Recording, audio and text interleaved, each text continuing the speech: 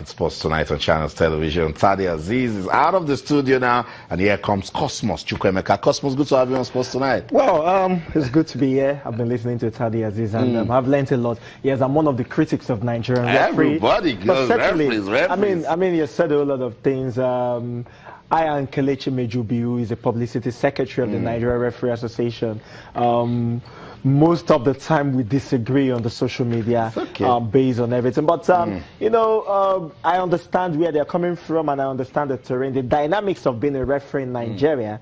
And, yes, Tadi Aziz has come. He has explained it. And the fact that Lagos too are trying as much as possible to show that when it comes to grassroots sports, they are there.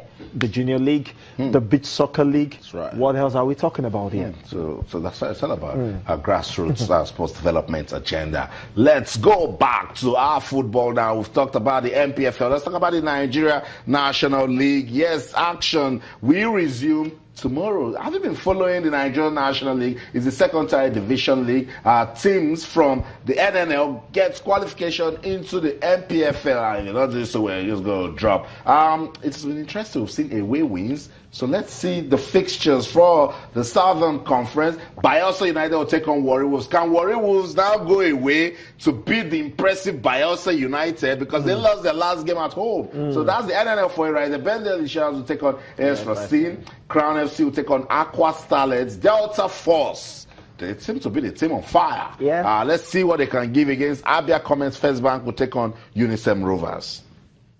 Nnewi United will take on Papilo FC. Gateway United will play Osun United. Go Round will go against My People. And Heartland will take on Ikorodu United. Both teams are struggling. Very struggling. Cosmos, let's see if they will come together, give us good football, and then maybe we might just get a result that we are not even expecting. But the NNL this season has been interesting. I mean, very interesting. The fact that television has come into the NNL as, you know, particularly you know, giving the league a very large prominence. So I think it's a good one. So far, so good. We've not heard about some stories that touched. Even with the officiating. Yes, exactly. Maybe and all that. So, and it's actually a very good one. Yes, we could say that maybe because it's an abridged league, maybe because that is what it is. That's what we've been saying. We don't need to have 20. We don't need to have 50. If you can make it a bridge and it's interesting to follow, beautiful. Provided it's a standard league. I mean, Nigeria wants a standard league and all that. So if and maybe that's why they're trying to, you know, rotate the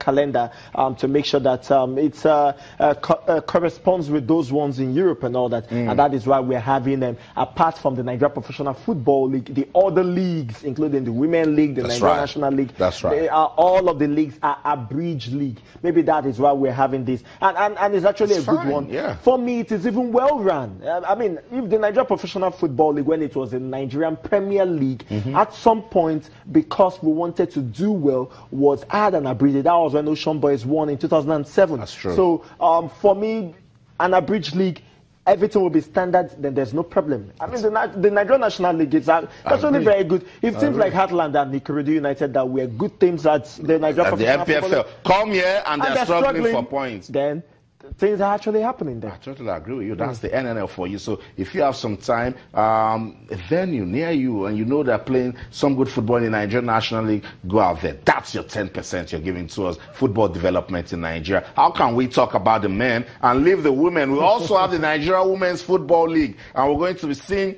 week 3 action tomorrow. Yes, Rivers Angels will take on FC Robo. Now, when you talk about clash of queens in women's football in Nigeria, that's what it is. Yeah, that's what it is. So we're waiting to see what's come out of that.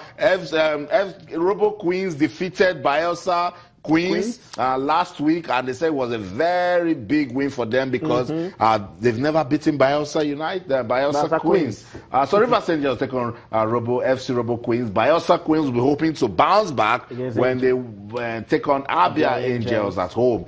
Heartland Queens, the men are not doing so well in the NNL. Let's see what the women can do against Sunshine Queens. That's an admirable team also. At the Group B fixture, have Nassau Amazons taking on Edo Queens, Confluence Queens, and Oshun Babes. Oshun Babes, they're on fire. Yes. You know why? The first lady in the state is giving them all the support. Exactly. And the deputy governor is also coming out to support the team. So it's all about support. Delta Queens will take on Sadatu. They failed to honor their last game.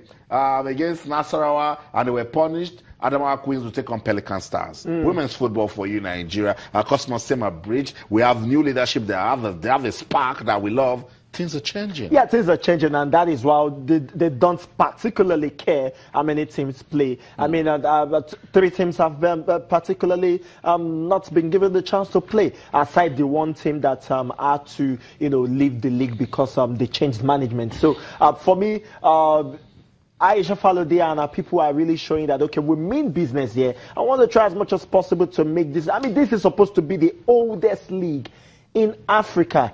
It's supposed to be the best league in Africa. It was in limbo for a couple of years, and right now they're trying to revive it. Trying to make it to be world class again, or at least in the African context, the best in Africa. That is where the best players were actually chosen that went to the World Cup from China 91 to date. So for me, this league, they're actually doing well. So let's give them credit for that. Kudos to Aisha Falode and people. We'll give them kudos. I will end this show without talking about the UEFA Champions League. We're supposed to see 2 games tonight, but we saw just one. I'll tell you what happened in that one. Juventus are taking on Barcelona. Juve went on to win. The guy that was on fire was Paulo Dybala. Got a brace and then Giorgio Chiellini wrapped it up. Very good header in that one. Actually headed the ball to the left side bottom corner. There was nothing Stegan could do about it to catch the ball. Dybala too was awesome too. It ended 3-0, so let's see whether Barcelona is going to do the same thing that they did against PSG by overturning that. They have every chance that they could do that, but let's just see how it happens. Then the other game, Dortmund, Monaco, was postponed because of 3 bomb blasts. Wow. By the side of the boss of Borussia Dortmund. And a player, Mark Batra was injured, was taken to the hospital, so it has been postponed. It's going to be played tomorrow. That's it. So, and other fixtures for you, Atletico Madrid and Leicester, of course, Bayern Munich will take on Real Madrid. Cosmos, thank you so much for coming on the program. Thank you so much. And so that's what it has been on the show tonight. We're taking a look at all that is going down in your world of sports. Remember, I can keep those comments coming on Twitter channels, _sports, Facebook channels, Life in Sports. That's the show. On behalf of the team, I'm Austin Okonakman. Talking sports is so much fun. So, in everything you do, remember, let's keep talking sports. Bye for now.